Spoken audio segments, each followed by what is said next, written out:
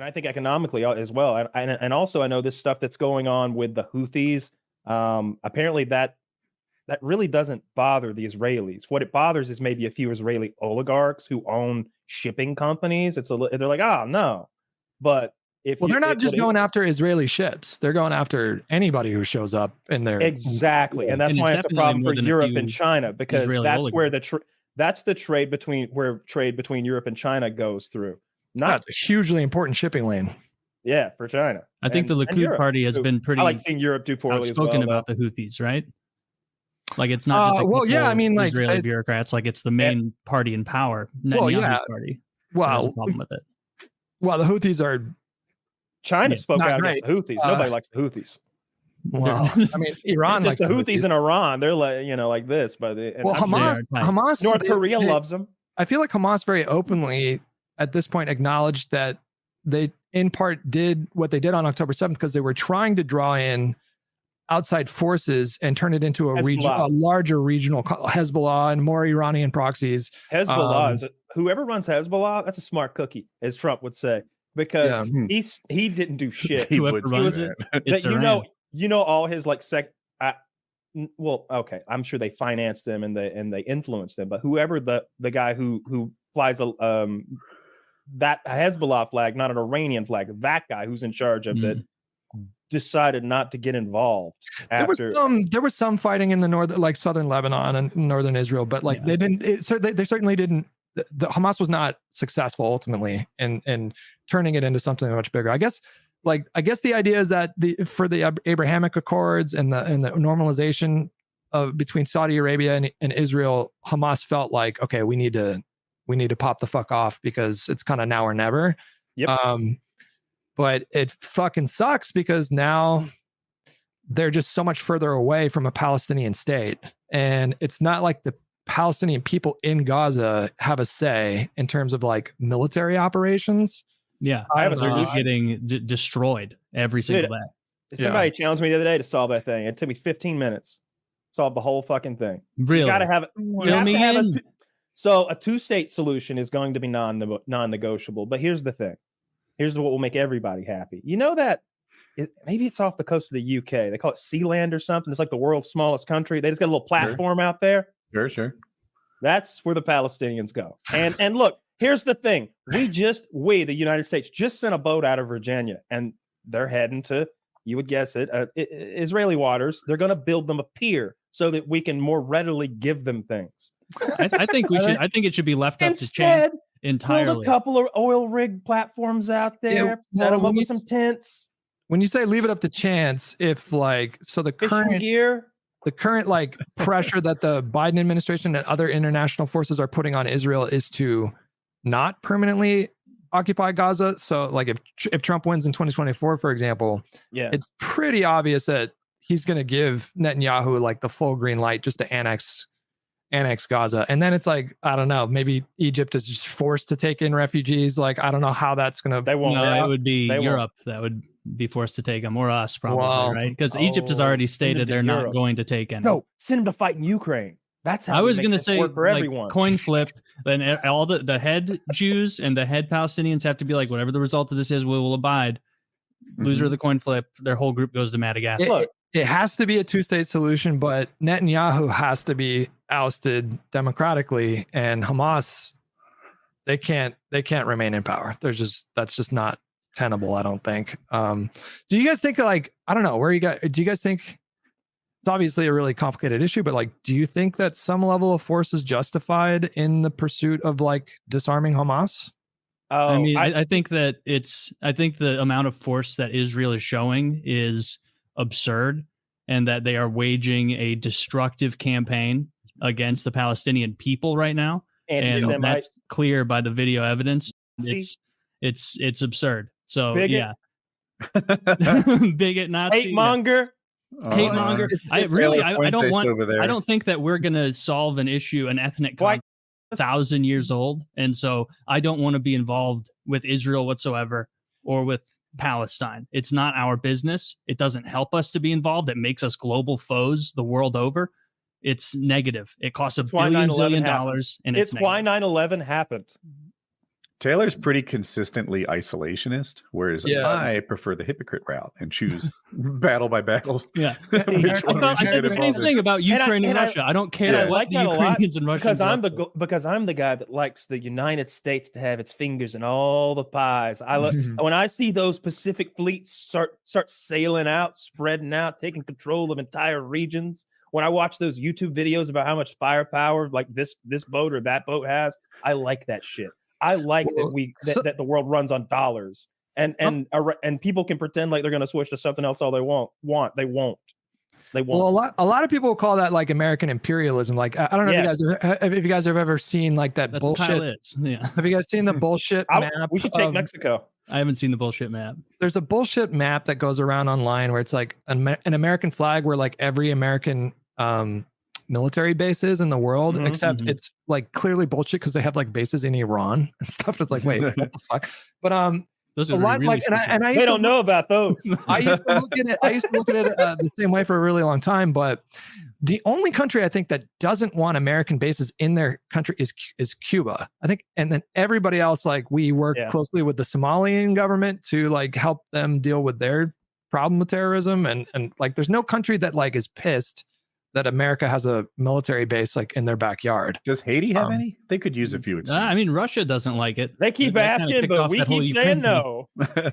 You're not blaming NATO for the Russian invasion, are you? No, I was saying that's why Russia justified it. Is they're saying that Putin said we don't want military bases in our border in Ukraine, and then we're like, we're going to do it. And they also was like, well, fuck they're liberating Ukraine from the Nazis that run them. Yeah, I'm not defending Russia. I'm saying like that's their rationalization for it. Like Putin did say years ago, like I'm going to do something if you try and do this. My goal was to discredit Russia because I think the reality is nothing. What the reality is and what they say are completely unrelated. The real reason they took Ukraine is they wanted the land, they wanted the bread basket, they wanted the warm water. I think it's both. The same thing now with Star Wars. That's the U.S. and Vietnam. That's the U.S. is the evil empire, and Luke Skywalker and the boys. They're the Vietnamese, and maybe the fucking Buddhist monk burned himself alive as the Jedi. I don't know, but that's what was going on then. Well, he didn't self-immolate in protest of the war. Did you know that? He was protesting actually something else at the time. He was protesting that he got caught releasing documents, and he was like, while I burn myself to avoid these document charges, I think I'll yell Free Palestine. Oh, that guy. Wait, he was... No, he's talking about the guy who self-immolated. The other guy, the guy from 60. Well, I was originally talking about Buddhist monks in Vietnam, but there was that guy, that Air Force guy who self-immolated like a week or two ago. And they were celebrating him. Like there were like this like bunch of like going back to TikTok, a bunch of like TikTok Zoomers were like lionizing this guy. And there was this whole thing where H3 was he was saying like I don't think it's good to glamorize, which I think is the correct take. I didn't even think of it from the suicide thing because it's a different kind of suicide. And like I think when you're looking for a way out or whatever, you really need to like explore some other fucking options. It's an awful thing. However, suicide for an ideal is a different thing. Dude, though, when you look through his old Reddit posts, this dude was fully radicalized, like full. No shit. Yeah, he burned himself alive. There's a hot take. Yeah, he was radical. I would say I'm going to go so far as to say too radical. I got my hot take joke. All right. Maybe it's a bit redundant. Fire tonight. But he was he was just full on. Like, I guess it's just there's a lot of people where their whole political philosophy is centered on America bad, and then everything springs from that, and so you just become fully indoctrinated. Was a hoax, Hutch? What's up? The Reddit thing is. Did you read shortly following? No. So there was one specific post that was doctored, but you can't like you can go to like archived. They deleted his account, so you can't go to Reddit itself to see it. But there's an archived version of his logs, and you can just read everything that he was typing, and it was just it was apparent that he was just fully I think he tacitly endorsed October 7th, for example. A lot of people did see that. Yeah, a lot of people like just straight up outwardly did it on Twitter. It was funny to see like random rappers get in trouble. Rappers politics is one of my new favorite things because it's a lot more right wing and radical than you'd ever think. Like I feel it's lady rappers are super radical. They're celebrating October 7th and stuff like that. The male rappers, a lot of those dudes are right wing. A lot of those guys are Trump guys. That's true. That's true. Yeah. But there's a lot of like there's obviously a lot of like free Palestine stuff with like younger artists right now. Yeah. I think like it's so tough because it's like obviously I think most people, I would assume all of you guys believe that the Palestinians deserve their own state and autonomy and dignity and all that, but sure. I don't, when I get up to the line of like Hamas good, that's where I'm like, no, I'm not with you on that one. Well, that's absurd. I mean, we've got so much land in the Midwest. I was thinking, Taylor, that we could get all them Palestinians and just give them like Wyoming. Like we're not doing shit up there. North Dakota. Get to the flyover states. It is not. We even use those. We'll flip a coin. We'll give them one of the Dakotas. Dude, problem? Do you know what a resource the Palestinian people could be? Look, now you don't realize this, Taylor, but first world nations are clamoring to get first pick at the Palestinian people. There's a lottery system right now, and a lucky few First Nations are going to get, lucky few. Taylor, it's said that if you take all the Hamas and put them in St. Louis, that the murder rate will go down. I don't know. We could try it. Did you guys see that this conflict and the discourse around it like ended the H3 Hassan? I really don't know anything about those guys. You're not plugged into them at all? Not trying to stay away from that sort of thing. What happened? Were they friends and now they're not? Or is the opposite? They did a podcast together for, I want to say like 2 years. It's called The Leftovers. And it was a really interesting cultural, kind of like online cultural moment to watch that friendship sort of disintegrate over time, because it started to fray during like a conversation about like capitalism versus communism stuff. And what had happened was like H3 had, whether intentionally or unintentionally, cultivated through his partnership with Hassan, cultivated like a really left-wing audience, like a hammer and sickle, like we need to like destroy capital kind of like audience. And they started to like have this like disagreement where Ethan was like willing to say, there's plenty of flaws with capitalism. There's a lot of gaps. There's a lot of poverty, but I'm just not with you with the whole like Chinese kind of stuff, like or like full on hammer and sickle stuff. And then like a few months later, it culminated this fracture of their friendship with the Palestinian Israeli conflict, because Ethan is a dual citizen. Like he has citizenship in Israel. He has family in Israel. His and so girl is Israeli, right? Or is also his dual. Yeah. And so a lot of Ethan's audience were, I mean, some of them were just full on like actually celebrating October 7th, and so like Ethan was he was like saying like, look, I'm willing to tell you like what the Israelis have been doing to Palestinians for decades is wrong, and fuck Netanyahu and fuck the Likud party and fuck, the Israeli Palestinian, the treatment of Palestinians, but Hamas, like what they did is fucking not good. And then like a bunch of the audience were calling him like a racist, genocidal, apartheid supporter. And dude, they call us that all the time. They don't mean it. That just means hello in online talk. Yeah, that's just howdy. That's how they pay.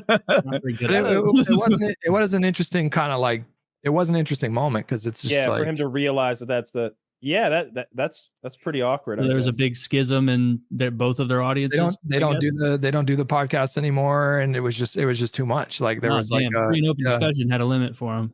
Yeah, and that was a pretty big podcast. So to like walk away from that was like pretty significant. You think the audience divided them mostly? Yeah. Well, I mean, it was the conflict and the audience. There's this thing called audience capture. Are you guys familiar with the concept of audience capture? It's like, so if you're like an influencer person and you cover politics or you cover cultural stuff, and you end up cultivating an audience over time, like you guys have cultivated kind of like a slightly more right-wing audience, I would say, right? And but like what happens with a lot of creators is they start to notice like, oh, well, I'll get, you either consciously or unconsciously know, like I'm going to get more engagement if I frame certain things this way or that way. And so there ends up being this sort of like extremism pipeline that happens, and then it gets to a point where the creator, they're not really being authentic with their thoughts. They're relaying what they think their audience is going to want to hear. So you know, Zach phrased it really well. Let me read it because it's interesting. Audience capture is a self-reinforcing feedback loop that involves telling one's audience what they want to hear and getting rewarded for it.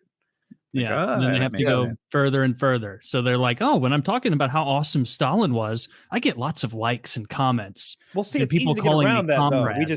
We just always, one of us has to disagree so that we're always on both sides. We literally are. It's very rarely that all three of us are like full it. And if we all agree, someone will jump on the other side. Yeah, and then there'll be if we all agree, there's at least a dissenting opinion from somebody. They're like, look, all right, I'll co-sign that. Yeah, but here's the thing about that. You need you have a little. You need disagreement. Yeah, it's not so interesting to listen. But here's where I think our show does it a lot in like the meanness, right? So this is a show where we laugh at people fighting cars and think it's hilarious at that mismatch, and then the audience turns that same spirit on us, and it's like, well, don't be surprised, fucknard. Yeah, if we got hit in a parking lot, they would have no sympathy. Exactly.